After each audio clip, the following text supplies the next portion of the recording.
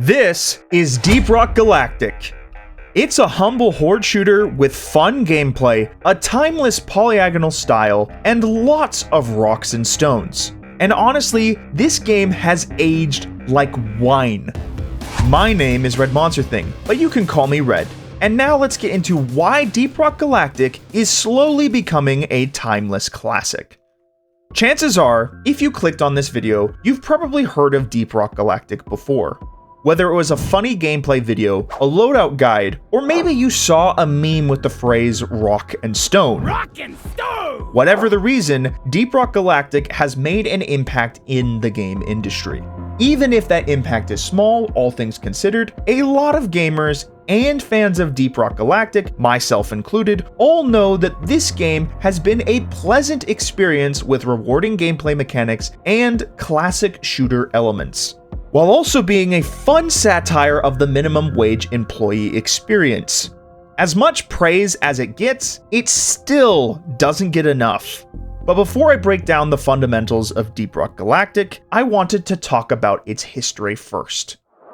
Rock Galactic first entered early access on February 28, 2018, making it nearly a decade old, at least from its first inception. What's more interesting is that Rock Galactic at this stage was made by 6 industry veteran developers, which doesn't sound too dissimilar to another game we just talked about. It stayed in early access for about 2 years before officially releasing on May 13th, 2020. And no, it wasn't this booming success story like we've seen recently with Far Far West, at first anyway. Instead, it slowly grew, and as it grew, it eventually started to grow faster and faster. For perspective, it only had about a 15,000 player count on Steam after release, but in no way is this a bad number, especially considering the small team at the time. On November 10th, 2021, the game officially sold 3 million copies, which is a result of a number of factors. First of all, the pandemic, which most of you know boosted a ton of indie games into success, because gamers were locked inside for a really long period of time, which is honestly the perfect breeding grounds for games like Rock Galactic to pick up speed, while the rest of the industry was falling behind. You probably saw videos from creators like Markiplier and Jacksepticeye, which only aided in its widespread success. Not only this, but the game was almost universally praised, and often still is to this day. Later in 2022, it had more console releases, which once again only aided in its success. Update after update, Rock only seemed to get more popular by the day, and while its YouTube presence died down a bit, the game itself only gained more traction. It still retained a viral audience for a while, with creators like Zanny and Smitty occasionally picking it up. But finally, after 5 seasons of updates in 2024, the game lets you freely pick any season you want to progress without any FOMO whatsoever. I can't imagine what may have inspired this change. Maybe a previously released title that came out a few months prior? After this change was made, even more players flocked to DRG. And also, the weekend of this release was free. Ghost Ship Games has repeatedly had free weeks or weekends to hype up the game and allow players to experience it before considering purchasing. Honestly, a lot of the reason why Rock Galactic has been so well praised is mainly due to their service. They have a lot of good service, and they deliver it with pride. But enough talking about the studio. Now let's get into the gameplay. When you play DRG, there are 2 fundamental elements to gameplay: mining minerals and shooting bugs, or the occasional bot.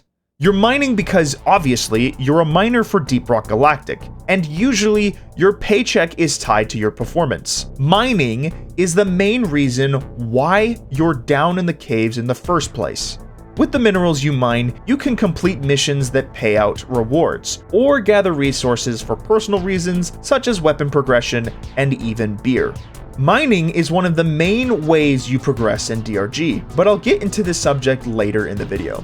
You have a handy 3-dimensional map that will help you explore the caves, of which there is a huge variety of biomes, and because everything is procedurally generated, including random events, no mission will be exactly the same. There are a lot of navigational tools to help you out in the caves. You have a basic ping system that will highlight objects and enemies you target. The caves are also really dark, so naturally you're equipped with a flashlight, but you also have flares that will light up the area, allowing you to actually see what you're shooting at.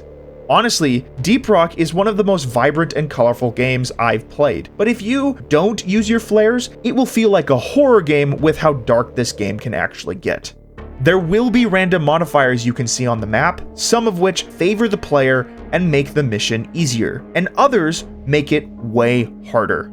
How you drop to the planet is up to you, and what challenges you face solely depend on the mission and these modifiers. But then, there are random events like Dreadnoughts, or any seasonal event for that matter. You could have a mission where a meteor strikes a zone that you're in, or you could be facing a rival nemesis. Either way, no matter how prepared you are to dive into a mission, you never really know exactly what you're going to see. The Glyphids are the main enemy faction you'll be facing in this game, and they come in all shapes and sizes. There's these little guys called Swarmers that crawl out of walls or spawn from eggs, and there's these green ones too that come out of a dedicated spawner. Then there's Grunts, which make up the bulk of the horde. On their own, they aren't particularly hard to fight, but in a group, they can be pretty overwhelming. Grunts have a lot of variety to them, ranging from ones that have more armor, ones that do more damage, ones that shoot webs and slow you down, and ones that shoot acid at you.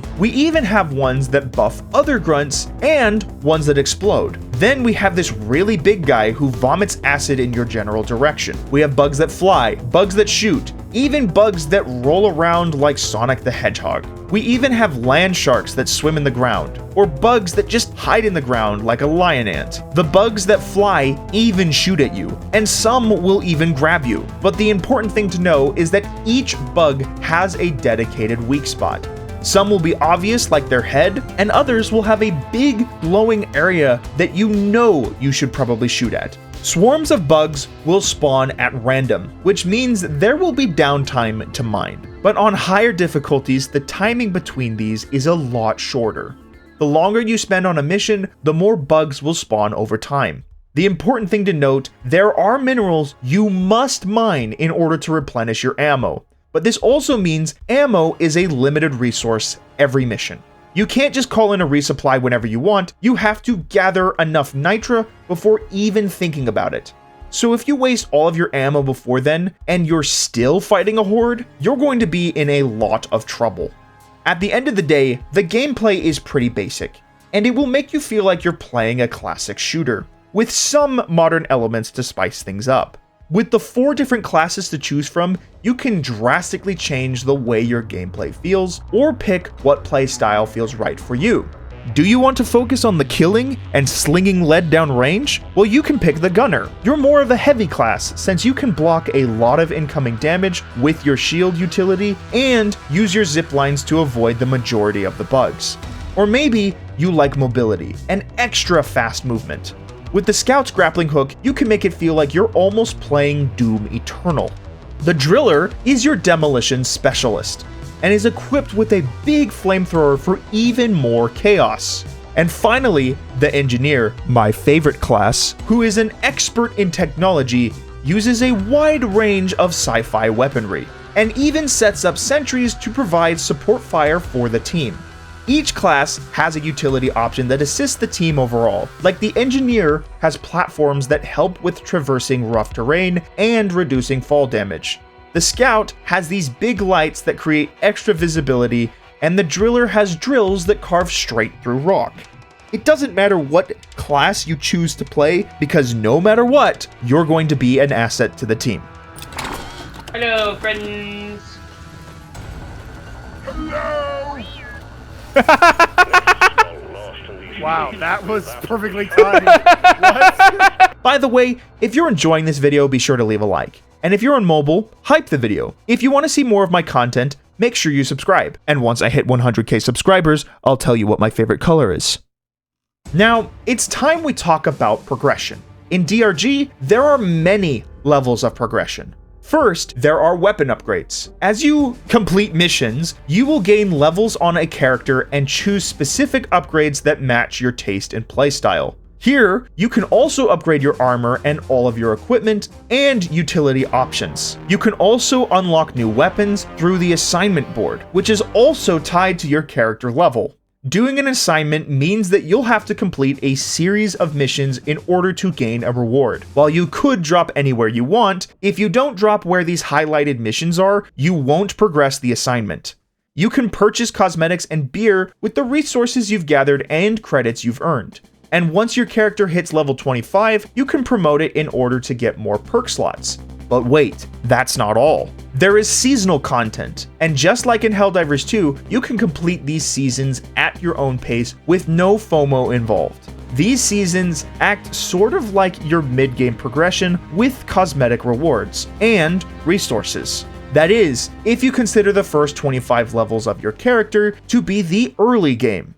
After completing a season, there is even more progression. The Overclock system is a much longer endgame grind. But first, Overclocks are upgrades to your weapons that you can find in a mission. The system is a little bit complicated, so allow me to explain the best way I can. There's these things called matrix cores, which you need to acquire in order to even receive an overclock. In order to get a matrix core, you have to promote your character, complete a deep dive, or do a weekly core hunt. But once you acquire the core, you don't just get an overclock right away. You have to find a machine event in the actual mission in order to forge one. And even after you've completed the event, you don't just get to pick what overclock you get, it is completely randomized. While yes, you can choose what character gets the overclock, it's still completely random for that character. And while there are substantially less overclocks for weapons than there are for cosmetics, it's a pretty long grind just for the weapon overclocks. Players have suggested that there are almost 160 weapon overclocks alone, which, considering you can only get around 7 overclocks in a week, that's definitely an endgame grind. If you're new to DRG, I definitely wouldn't worry about the overclock system until you get familiar with the game. But with all of this progression, solid gameplay, and good faith to the community, it's not a surprise at the end of the day that Deep Rock Galactic is one of the most fun and successful indie horde shooters in the game industry. Hell, I'd even say it's one of the most fun horde shooters in general. I absolutely love this game. It also helps that this game has an art style that intentionally stays away from realism so it can have this timeless appeal. I mean, after 6 years, this game still looks good.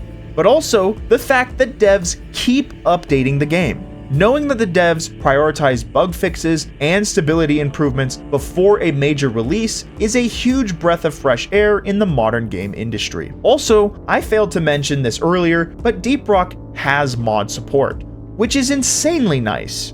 If more games were able to follow the path of Deep Rock Galactic and actually build the game with their community rather than for it, I think the game industry would be in a much healthier place. And by that, I mean most other games treat you like a consumer, where Deep Rock Galactic, it almost feels like you're treated like family. As corny as that workplace joke is, it's also kind of true. More games need to be like this. Studios should prioritize quality service and overall just fun gameplay. DRG is not terribly unique. It's just a humble horde shooter at the end of the day, but it's a horde shooter that is really good. And even after years, this game still holds up. Anyways, that's all I have to say about Deep Rock Galactic. If you enjoyed this video, be sure to leave a like, and if you want to see more content like this, be sure to subscribe. It helps a ton, and it means a lot.